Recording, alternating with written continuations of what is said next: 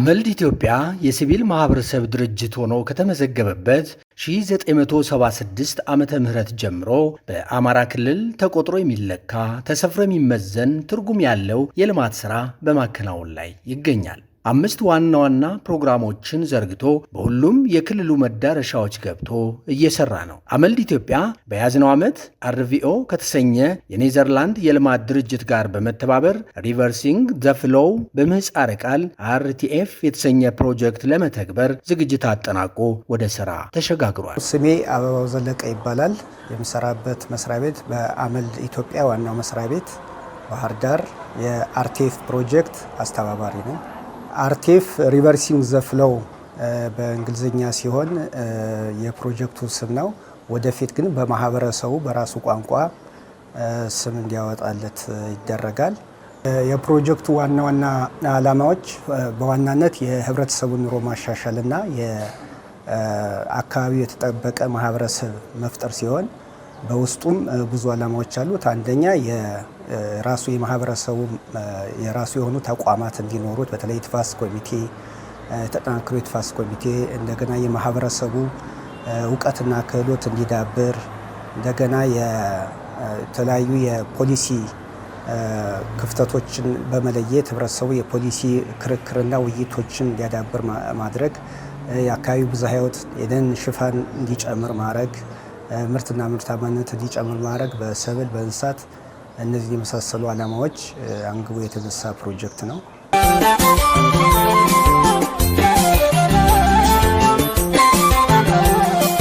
ይህ ፕሮጀክት በአንድ ቀበሌ በይልማና ዴንሳ ወረዳ ሰሜን ጎጃም አስተዳደር ዞን የሚፈጸም ነው።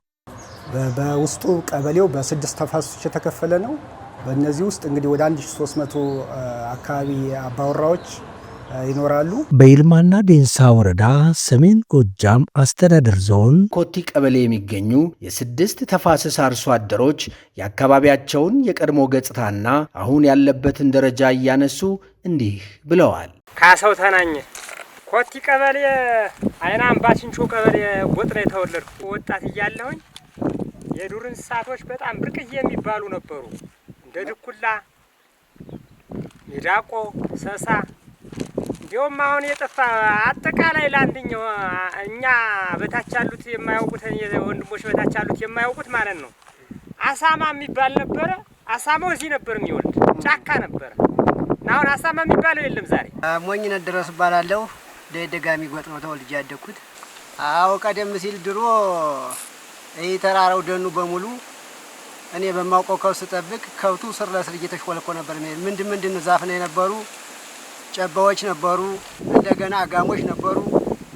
እኛ ህዝቡ ለማጠኛ እያለ እየቆጠቆጥነ ህዝቡ በአጥፍተ ነው አንተ ጨባውን የሚታይ ጨባ የለም።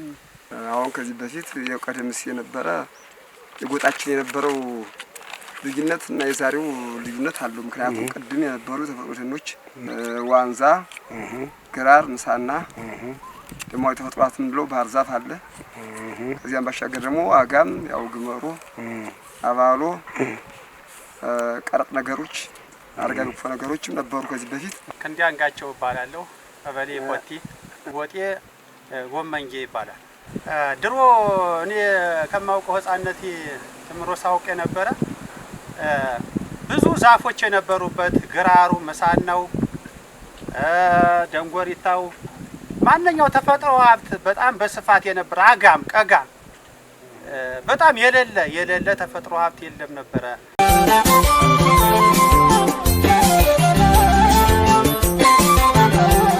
የመሬት ለምነቶች ድልዳሏ ትታረሳለች። በዛን ሰዓት ማዳበሪያ ይደረግ ነበር። አሁን ግን ማዳበሪያም ተደርጎ እንኳን ብዙ እንክብካቤ እየተፈለገለት የተለያዩ ጓሮ እንለዋለን። ጓሮውን በፍግ ነበር የምንጠቀም ነበር። ማዳበሪያ የሚባል አንጠቀም ነበር። በከብቶች ፍግ ነበር ማሽላ የምንጠቀም ነበር። ምናመርት ጤፍ፣ ሰብል፣ ገብስ፣ ዳጉሳ፣ ማሽላ፣ ስንዴ፣ የቅባት እህሎች ድሮ ኑግ ነበረ። አተርም ባቄላም ተልባም ነበረ። አሁን እነሱ ግን ቀንስተዋል። መሬት ማብቀል ሁኔታ ሲሄድ አሁን እነሱ ተተተዋል። ከአንድ ጎጥ ላይ 2 ምንጭ በላይ የለም። ምክንያቱም ቀደም ሲል ከ5 ከ6 የነበሩ አሁን ግን ቀነሰበት ሁኔታ አለ። አዛ አካባቢ ላይ አሁን ምንጮች ነበሩ። እነሱ አሁን ይዱር በመጥፋቱ ምንጮች የሉ። አሁን እዚህ ጋር ምን እያረክሽ ነው? ውሃ እየቀዳሁ ልጠቀም። የትኛውን ውሃ ነው የምትቀጂው? ይሄንን የሚጠረገውንም የያዘች ምንጭ አለችም ማጃረግ ነው። ምን የውሃ ችግር አለባችሁ? በጣም አለብን። የስራጣን ይሄንን የምንጠጣኛ ከብትም አለ እኛም አለ። በዚህ ነው ጉሮሯችን እንዴት ነው እና በውሃው ይሄንን በመጠጣታችሁ ያመጣባችሁ ችግር አለ? ወመጭስ ብሶቱ ነው እንጠጣዋለን። ቢያገኘንም ወዳጅም ነው የምንሄድ እንጂ ምንድን ነው የሚያማችሁ እሱን ስትጠጡ? ታይፎይድ ምናምን እንባላለን። ተፋሰሱ ዶልባ ዋሻዬ ነው። ወረፋዘን ሌቱንም ቀኑንም ወረፋዘን ነው የምንጠቀምት። የአሁኑና የድሮውን የወተት ምርት ሲያዩት በቀን አሁን አንድ ላም ስንት ያልባሉ? አጠቃቀሙ ነው የሚለየው። አጠቃቀሙ ምንድነው? በእጃችን ካንከባከብነው ጥሩ ወተት እስከ 5 እስከ 6 የሚሰጡ ላሞች አሉ። አዚያ ውጪ ደግሞ አመጋገባችን ካሳነስነው ደግሞ ከ2 ብርጭቆ እስከ 1 ነው እንጂ ከዚያ በላይ አይሰጥም። እንግዲህ አንድ ትላም ተሸከም ትባለው ቢያንስ 3 ብርጭቆ። አዎ ድሮ ስንት ይታለብ ነበር? ከዚህ በፊት ቅድምማ ያው ምግባቸውን በአግባቡ ይከበከቡ ነበር። እስከ 5 ማለት ይችላል። በድሮ ሰዓት እንደዚህ ነበር።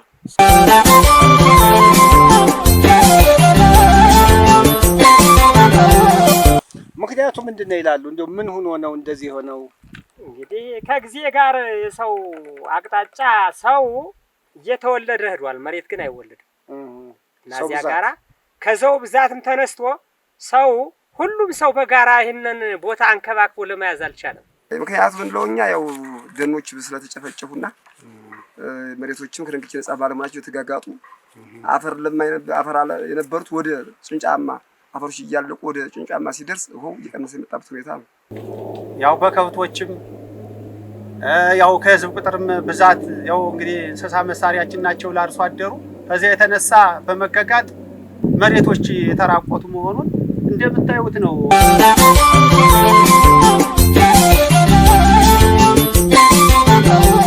አርሶ አደሮቹ ያነሷቸው መሰረታዊ ችግሮች እንዲቀንሱ ብሎም እንዲፈቱ ማህበረሰቡ የሚመራውና ለእኔ ብሎ የሚሰራው ፕሮጀክት አስፈላጊ ነበር። እናም አመልድ ኢትዮጵያ በዋናነት ማህበረሰቡን ማዕከል ያደረገ አርቲኤፍ የተሰኘ ፕሮጀክት ይዞ ወደ ቀበሌው ገብቷል። በቀበሌው የሚገኙና በስድስቱ ተፋሰሶች የሚኖሩ የማህበረሰቡ ተወካይ አርሶ አደሮች በአርቲኤፍ ፕሮጀክት ዙሪያ ሰፊ የግንዛቤ ማስጨበጫና የክህሎት ማዳበሪያ ስልጠናዎች እንዲያገኙ ተደርጓል። ስልጠናው በሚኖሩበት ጎጥ እንዲሁም በባህር ዳር ከተማ በተለያየ ጊዜ ተሰጥቷል። ውይይቱ የሚሆነው የአዳፊት ተፋሰስ ነው የነበረ።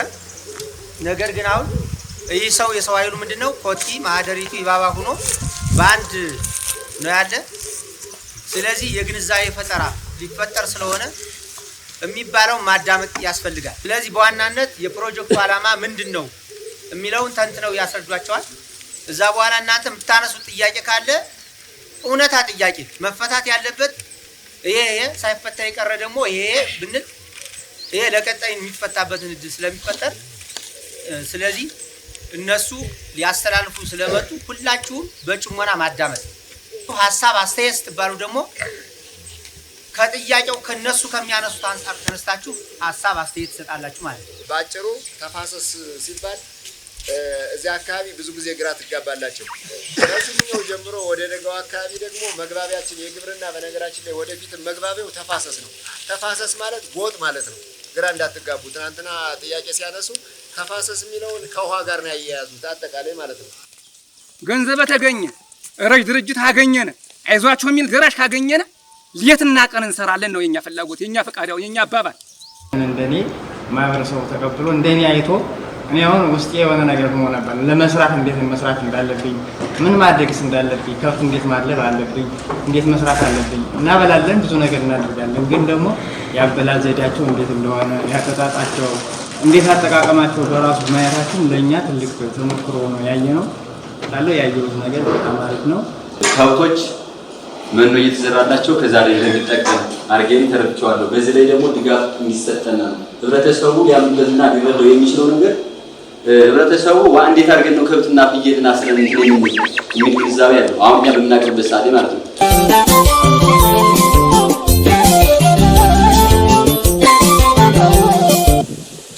አሁን እንደኔ ምን ለማድረግ የድን መጨፍጨፎችን ምን ለማድረግ መፍትሄ ይሆናል ብዬ ማስበው ማህበረሰቡ በተለያዩ ነገሮች አንዲቱን ቁጥቋጦም ሆነ እንዳይቆጠቁጣት ድጋሚ ደግሞ በጋራ ሆነ ተባብረን ደግሞ ይችን አገግመን እንተካት። ድሮ እንደዚህ ነበረች፣ ድሮ በነበረችበት ምን ዛፍ ተክለን በነበረችበት እንመልሰው ብለን ማህበረሰቡ ተመካክረን በውይይት አድርገን ዙረን ብንተካው የተሻለ ይሆናል። ለነገ ለልጆቻችን እንተካለን ብዬ አስባለሁ። ቅጠል ለሚጠቀሙት እነሱ ደኖች ከተከበሩ በቅጠል ምክንያት ፍየል፣ በጎች ለውጥ ይመጣሉ። ወደ ከብቶችም ስንመለስ ደግሞ ከረግጭ ነፃ ከሆነ የተጋለጡ ተራራዎችን ያገግማሉ። በሳር መንከባከብ ይቻላል። ህዝቡ ጠለቅ ብሎ የራሴ ብሎ ቢይዘው በእርግጠኛነት ይጠቅማል። ለምን ምንድነው የሚጠቅመው? አንደኛ ውሃ የክረምት ዝናብ ሲመጣ ከዚያ ዳገቱ ላይ ተንደርደር የሚመጣውን በእርጋታ ይዘዋል። ሜዳው በቀስታ ነው። እዛም ደግሞ ይሰርጋል።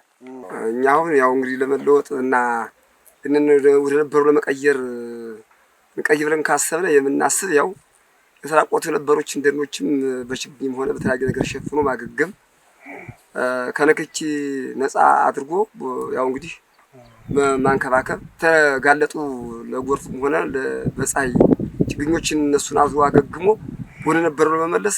ምክንያቱም ችግኞች ከተተከሉ ምንጮች ዙሪያ ይመነጫሉ፣ ወደ ነበረበት ይመለሳሉ ብዬ አስባለሁ። ሰብል ምርት ላይ አሁን ሰብሎችን እያፈራረቅን ብንዘራ የተመቸ ይሆናል ብዬ አስባለሁ። ለምን እያፈራረቅን ዘንድሮ በቆሎ ተዘርቶ የነበረውን ዙሬ በቆሎ ሳልዘራ ከርሞ ወደ ጤፍ ብቀይረው የተሻለ ምርት ይሰጠኛል ብዬ አስባለሁ። ምንጮች አካባቢ ላይ የሚፈልቁትን ከብት እንዳይጠቀጥቃቸው አፈራቸው እንዳይቦረቦር እነዚያን በጋራ ተመካክረን ከልለን አጥረን ምንጮች እንዲጎለምሱ ባጠገባቸው ላይ የተለያዩ እጽዋቶችን በጋራ ተክለን ማንኛውም ነገር ንክኪ ብናድናቸው ምንጮች ይጎለምሳሉ ብዬ አስባለሁ።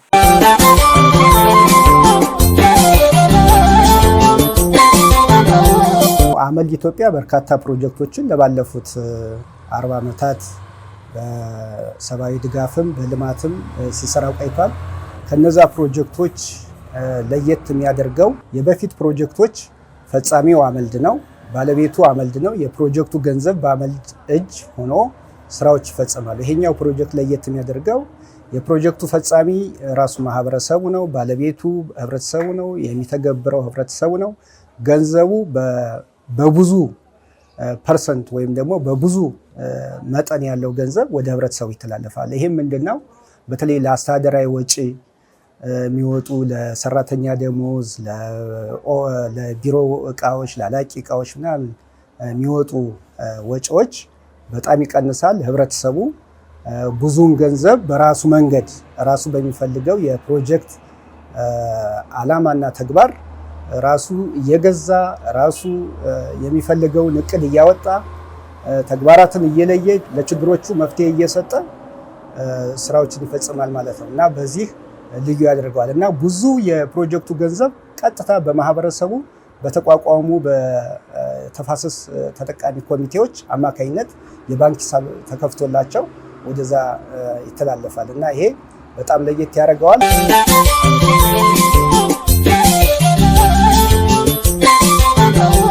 ከአርሶ አደሩ የትምህርት ዝግጅት እንዲሁም ከፕሮጀክት የሥራ ልምድ ማነስ ጋር በተያያዘ ፕሮጀክት መምራቱንና ገንዘብ ማስተዳደሩን ለአርሶ አደሩ ኮሚቴ ማስረከብ ስኬታማነቱ ላይ ክፍተት አይፈጥርም ወይ የሚል ጥያቄ መነሳቱ አይቀርም። እንደ ፕሮጀክቱ ጽንሰ ሐሳብ ህብረተሰቡ የራሱ የሆነ ባህላዊ ወይም ደግሞ አካባቢ እውቀት አለው ብሎ ይታሰባል። ምክንያቱም ያንዳንዱ የማህበረሰብ አባል የራሱን ቁሳቁስ የራሱን ግብአት እየገዛ እየተጠቀመ ነው ያለው። ስለዚህ ይሄ የተለየ ነገር የለውም። ትልቁ ነገር በማህበረሰቡ አቅም የገንዘብ አጠቃቀም እና የግዥ ክፍተቶች ካሉ ህብረተሰቡ በሚያወጣቸው እንትኖች መሰረት ክፍተቶችን ያመልድ ባለው የካበተ ልምድ ያግዛል። በመጀመሪያ ደረጃ ግን ህብረተሰቡ የራሱ የሆነ እውቀት አለው ተብሎ ጽንሰ ሐሳቡ ከዛ ይነሳል እና ክፍተቶች ካሉ ግን አመልድ ካለው የዳበረ ልምድ ለማካፈል ዝግጁ ነው።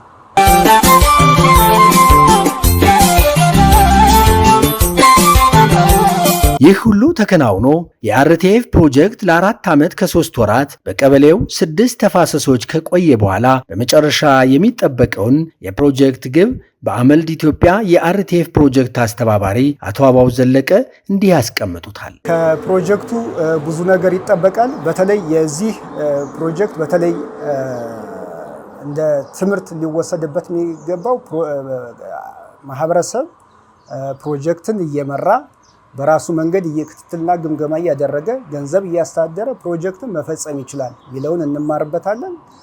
ሌላው ፕሮጀክቱ እንደ ጎል ያነሳው በተለይ የህብረተሰቡ ኑሮ ተሻሽሎና በተለይ አካባቢ ደህንነቱ የተጠበቀ ማህበረሰብ ተፈጥሮ ማየት የመጨረሻ ግቡ ነው። በተለይ ደግሞ እነዚህ ማህበረሰብ ተቋማት አቅም ኑሯቸው ወደፊት የአሳላጭ ድርጅት ሳይኖር ለምሳሌ አሁን አመልድ በዚህ ፕሮጀክት እንዳሳላጭ እንዳመቻች ነው። ቀጥታ ከለጋሽ ድርጅት ጋር በመፈራረም ፕሮጀክት የሚፈጽሙ የማህበረሰብ ተቋማት ይፈጠራሉ ተብሎ ይታሰባል። ይሄም ወደፊት በተለይ በዓለም አቀፍ ደረጃ በብዙ መልኩ እንዲተገበር የለጋሽ ድርጅቱም ፍላጎቱ ስለሆነ ይሄ ይሳካል ብለን እንጠብቃለን።